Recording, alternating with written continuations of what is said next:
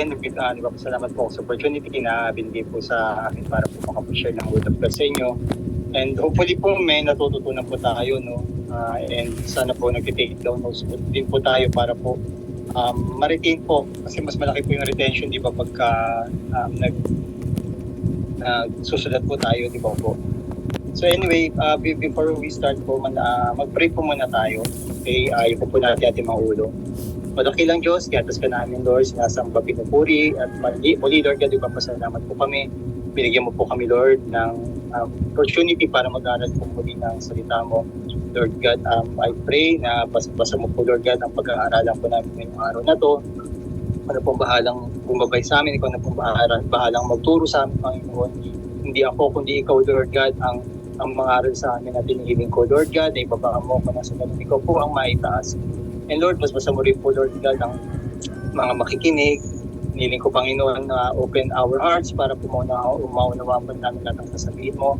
And Lord, patawarin mo po kami, ano po mga pagkukulang namin, at gawin po kami karapat dapat sa harapan mo. Gawin po kami worthy, Lord, na mag-aaral ang salita mo. Gawin mo pong magandang ground yung mga puso po namin, at taniman ng salita mo, at sila ng Lord ay may apply po namin lahat ng mga matututunan po namin. Thank you, Lord God, muli, and we give back all the glory in Jesus' mighty name. Amen. Ayan. Ngayon po, iba naman po yung pag-aaralan natin, no? Ang title po nito ay Called to be Thankful. Sabi po sa 2 Thessalonians chapter 2 verse 13, but we are bound to give thanks to God always for you, brethren, beloved, by the Lord by the Lord, because God from the beginning chose you for salvation through sanctification by the Spirit and belief in the truth. So, dito binanggit po, but we are bound to give thanks. Okay po, tayo daw po ay tinawag ng Lord para magpasalamat. To be thankful is the right thing to do. Alam naman po natin yan, di ba, na dapat tayo, marunong po talaga tayong magpasalamat. At ito po yung isa sa mga duties natin bilang mga Kristiyano, yung magpasalamat po sa ating Panginoon. Kasi si Apostle Paul po minention niya po na being unthankful and unholy are always equal in weight. Sabi po ni St. Paul na yung pagiging unthankful parang kapantay na rin po niya, no, ng pagiging unholy. Sabi po sa 2 Timothy chapter 3 verse 2. Sabi niya, for men will be lovers of themselves, lovers of money, boasters, mayayabang daw. Pagdating ng end of time, ang mga tao daw magiging mayabang, proud, blasphemers, disobedient to parents, unthankful, unholy. So, pinakita po ni St. Paul dito na lahat po ito magkaka-level po lahat yan. Po yung pagiging lovers of themselves, yung tao magiging ganito daw eh. Dadating ang panahon ng mga tao magiging ganito, yung lovers of themselves, magiging lovers of money, magiging mayabang, magiging blasphemers, magiging disobedient sa parents, unthankful, unholy. So magkaka-level daw po yung mga yan, sabi ni St. Paul. So tayo po bilang mga Kristiyano, dapat hindi po tayo magiging unthankful. Okay po, ang gusto po kasi ng ating Panginoon, dapat tayo constantly ini-express po natin yung thankfulness po natin sa ating Panginoon. Dapat po tayo po bilang mga Kristiyano, parati po tayo nagpapasalamat sa Lord sa mga magagandang bagay na ginawa niya sa buhay po natin. Dapat parati natin i-express sa Lord yung pasasalamat natin doon sa binigay na buhay sa atin. Kasi ito po, yung pagiging thankful po, inutos po ng Lord sa atin yan eh. Inutos po ng ating Panginoon sa atin yan. Sabi po sa 1 Thessalonians 5:18, in everything give thanks, for this is the will of God in Christ Jesus for you. Diba sabi, in everything give thanks. Sa lahat daw po ng bagay dapat nagpapasalamat po tayo. Kasi di ba dami po natin dapat pasalamatan sa Lord. Di ba yung gumising ka lang araw-araw, na po yan, napakalaking blessing na po yan. Di ba, Lord, thank you, buhay pa ako, di ba? So pagising pa lang natin, dapat yun agad yung lumalabas sa atin, yung pasasalamat natin sa ating Panginoon. Pagising pa lang natin, nagpapasalamat na tayo sa mangyayari sa buong maghapon. Kasi alam natin na hindi tayo pababayaan ng Lord. So yun ang gusto ng Panginoon, na sa lahat ng bagay, maganda man siya or hindi, dapat marunong po tayong magpasalamat. Kung mo sabihin, Brother Dap, kahit hindi maganda yung mangyayari sa akin, hindi maganda yung nangyari sa akin, dapat pasalamat pa rin ako. Pasalamat tayo sa Lord kasi yun lang yung nangyari. Bawal, di ba, nawalan ka ng pera. Lord, salamat po, nawalan ako ng pera. Salamat Lord, yung pera lang nawala sa akin, di ba, hindi ako nawalan ng bahay. Yung dapat mas nakikita natin yung yung brighter side, di ba, hindi yung darker side. So yun po yung sinasabi ng Lord dito, na sa lahat ng bagay dapat po marunong po tayo magpasalamat. Ano pa, yung salita ng Diyos, di ba, dapat isa pinapasalamatan natin na meron tayong ganito, meron tayong Bible study, nakakapag-aral po tayo ng Word of God, na nalalaman po natin yung will ng Lord sa atin. Di ba po, dapat pasalamatan natin sa Panginoon na nakakapag-aral po tayo ng salita ng Diyos, kasi hindi po lahat talaga, hindi po talaga lahat binuksan ng Lord para po maintindihan yung salita ng Diyos. Hindi po lahat nagkakaroon ng opportunity para po mag-aral ng Word of God. So ito po isa sa mga dapat natin pinapasalamatan. Ano pa, yung family natin, di ba? Dapat yung pamilya natin pinapasalamatan natin. Pasalamat tayo sa Lord na meron tayong pamilya, di ba? Meron tayong mga magulang, meron tayong mga kapatid, di ba? Pasalamatan din po natin sa Lord yun, na meron pong nag-aalaga sa atin.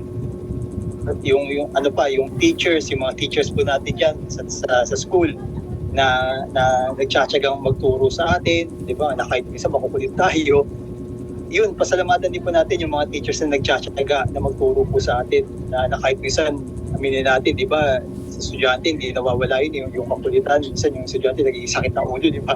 Pero po, isa po yun sa sa sinasabi ng Lord na napasalamatan natin.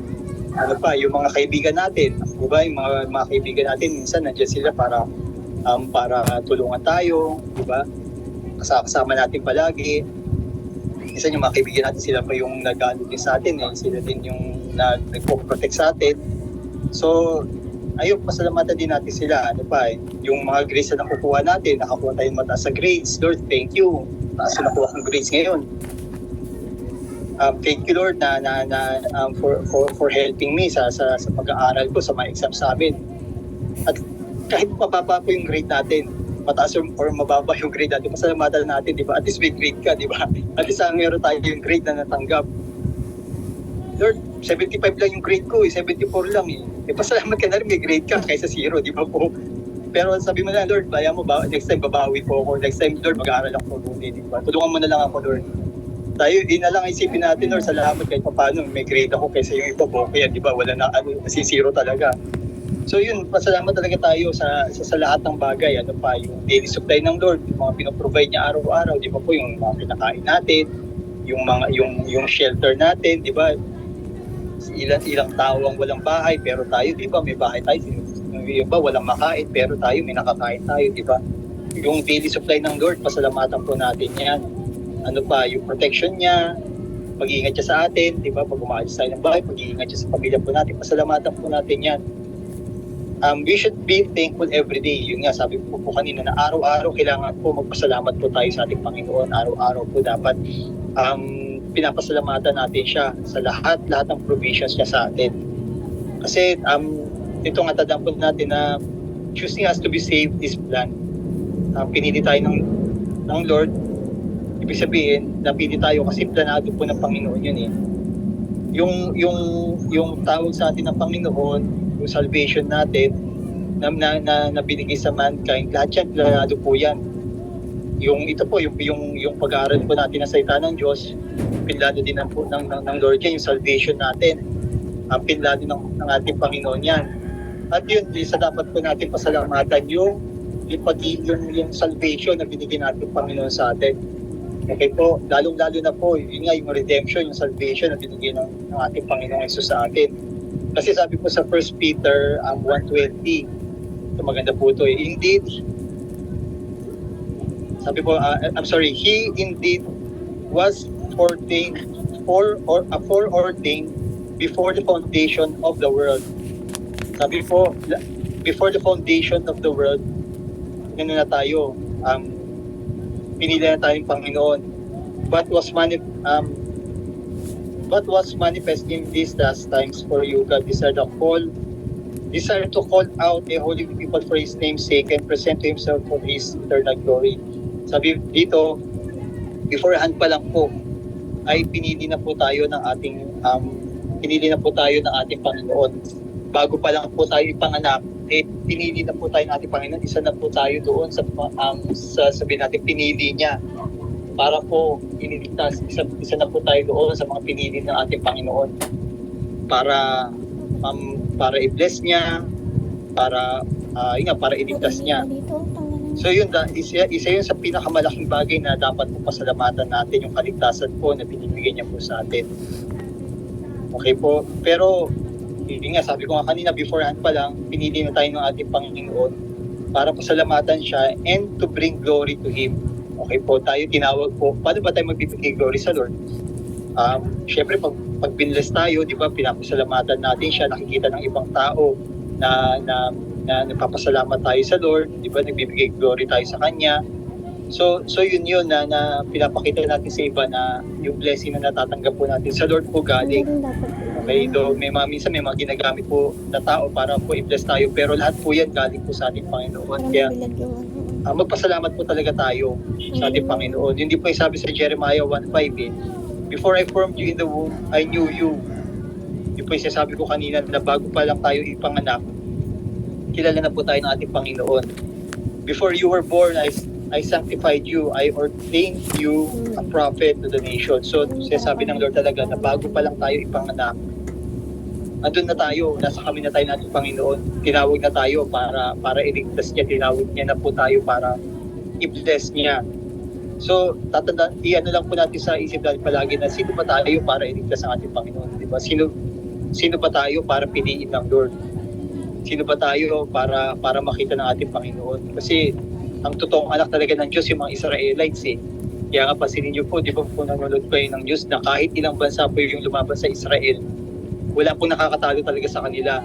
Napakalit na bansa ng Israel pero ang daming bansa nang gumera sa kanya pero hanggang ngayon nandiyan pa rin sila. Kasi yung pa talagang balak na ng demonyo eh, na ubusin ng Israelites dahil sila po talagang anak ng Diyos eh. Pero hindi kaya talagang hindi kaya ni Satan gawin yun kasi nga anak sila ng Diyos eh, hindi sila pwedeng maubos, di ba po? So yun, makikita natin na sino ba ako eh, hindi naman ako totoong anak ng Diyos. Kumbaga ampun lang ako yung mga Israelis sa totoong anak niya, pero dito ako, di ba, nag-aaral ako ng Word of God, nakikinig ako, tinuturuan niya ako. So pasalamat tayo sa Lord doon. Pasalamat tayo kasi sino ba nga naman tayo para tawagin ng Panginoon, di ba? At alam natin na yung the word thank you is not enough to express our appreciation to God. Hindi po enough yung word na thank you eh, di ba po, sa mga binigay ng Panginoon sa atin. Hindi po enough yung salitang thank you. Sabi po sa 1 Peter 1:18 hanggang 19, knowing that you were not redeemed with corruptible things like silver or gold from your aimless conduct. Ibig sabihin, sinasabi dito na hindi po tayo tinubos, hindi po tayo naligtas sa pamamagitan ng ginto, hindi po tayo naligtas sa pamamagitan ng pera. Pero sabi dito, but sa verse 19, but with the precious blood of Christ. So yung kaligtasan po natin na ginamit po doon, yung blood po ni Jesus Christ, yung blood po ng ating Panginoon, yun yung pinagligtas sa atin. So napaka-precious po ng ginamit ng Panginoon para pumaligtas po tayo. Yung dugo niya po mismo yung pinanligtas sa atin eh. So yun pa lang, napakalaking pasasalamat na po dapat natin sa Lord yun, di ba po? So dito po ako magtatapos. Tandaan po natin na we are called to be thankful because God helped us to be the right men or women of God, to be at the right church, at the right place, and at the right time. So magpasalamat talaga tayo sa ating Panginoon na tinulungan tayo ng Lord, di ba, sa lahat ng mga problema natin. Maging magpasalamat tayo sa Lord sa pinoprovide niya sa atin araw-araw. Magpasalamat tayo sa Lord, araw-araw buhay pa tayo, araw-araw nakakakain tayo, diba? Yung iba nga sa atin nagtabaan na, lalong-lalo na ng pandemic, imbis na maghirap, diba? Iba nga sa atin dito nanaba pa na naghanap pa, diba? Yun, lahat na tayo nakasurvive, Nakala natin yung pandemic, katapusan na natin, di ba? Kala natin, di na talaga tayo makakalabas, pero still, nandun pa rin yung habag ng Lord, naawa pa rin siya sa atin. So, salamat talaga sa Panginoon na hindi niya tayo, hindi niya tayo pinapabayaan na hanggang ngayon po. Talagang, ang plano ng Lord, hindi po talaga kayang pabagsakin ng kaaway yan. Hindi kayang pabagsakin ng demonyo yan. Basta tayo, marati lang po tayo magpasalamat sa Lord. Kasi yun po talaga, yun ang isa sa mga hinahanap ng Lord sa atin, yung maging thankful po tayo sa lahat ng bagay. Yun po yung di ba, minsan, yun yung nakakalimutan natin minsan sabihin, di ba po pagka bibigyan tayo ng isang bagay. Minsan nakakalimutan natin magpasalamat pero ito po sa nagbigay, pag tayo po nag-thank you, napakalaking bagay na po yun. Nakakataba po ng puso yun, lalo-lalo na po sa mga magulang nyo na meron silang binigay sa inyo. Pasalamatan nyo po sila. Ako po mo sasabi sa inyo na pag kayo po naging thankful, yung mga magulang po natin, minsan, kasi pag hindi tayo nagiging thankful, nagiging ungrateful tayo, minsan pag may hinihingi tayo, hindi natin alam. Hindi naman masama yung loob ng magulang, pero masakit sa puso nila yun na nabibigyan yung mga anak nila tapos hindi nagpapasalamat. Lalo sa Lord yun, di ba? Binigyan tayo ng salvation tapos hindi tayo nagpapasalamat, binigyan tayo ng buhay tapos hindi tayo nagpapasalamat, pinoprovide niya yung needs natin, hindi tayo nagpapasalamat, di ba? Masakit sa Lord yun. Sa tao, sa atin masakit yun, di ba? Nagbigay ka, di ka pinasalamatan, dinit baka, di ba masakit yun eh. Pero ang gusto talaga ng Lord sa atin marinig, yun nga, yung thankful, yung pagiging thankful natin, yung thankful heart natin, dapat hindi po mawawala sa atin yun. Parati po natin alalahanin yun na magpasalamat po talaga tayo sa lahat ng bagay po na natatanggap po natin. Amen po. Okay, so bago po tayo maghiwa-hiwalay, mag-pray po muna tayo. Dakilang Diyos, maraming salamat po Lord sa mga tinuro mo ngayong araw na to. Thank you Lord God for reminding us na napaka-importante po Panginoon ng pagkakaroon po ng thankful heart. And Lord God, we pray na ikaw na po bahala sa amin Panginoon. Bigyan niyo po kami ng pusong pagpasalamat, bigyan niyo po kami ng thankful heart. Bigyan niyo po Panginoon pahintulot na maging ungrateful po kami sa mga bagay po na natatanggap po namin, sa mga bagay po na nare-receive po namin, sa mga blessings po Lord God na binibigay mo po sa amin Lord. Parati mo po sa amin paalala Panginoon na maging grateful po kami sa malaki or maliit na bagay man na matanggap po namin Lord God. Ay matuto po kaming magpasalamat Panginoon. Maraming salamat po. Gawin mo po kami blessing sa mga kaibigan po namin, sa mga tao na kapaligid po sa amin for being thankful. At iniling ko po Panginoon na nawa makita po palagi ang glory mo sa amin Panginoon every time na meron po kami ginagawang kabutihan, ikaw po ang makita sa amin Lord God. Maraming salamat po. I-bless mo po ang the rest of the day ng mga estudyante na to. Ingatan mo po sila, pagpalain mo po sila sa po ng kanilang mga pamilya. Bless them, provide for them Lord God. Supply all their needs. Ingatan mo po sila, lalong-lalo na sa mga viruses na kumakalat kayo Panginoon. Napakarami po nagkakasakit. Pero Lord, alam po namin na we are protected by your blood at hindi mo po kami pababayaan Panginoon. Maraming salamat po. Bless mo rin po lahat ng mga teachers ng Lay Covenant, tapos masama po ang buong school na ito, Lord God. At ikaw na pong bahala, Lord God, na mag-supply ng needs po nila. Ikaw na pong bahala mag-grant lahat ng mga prayer requests nila, Panginoon.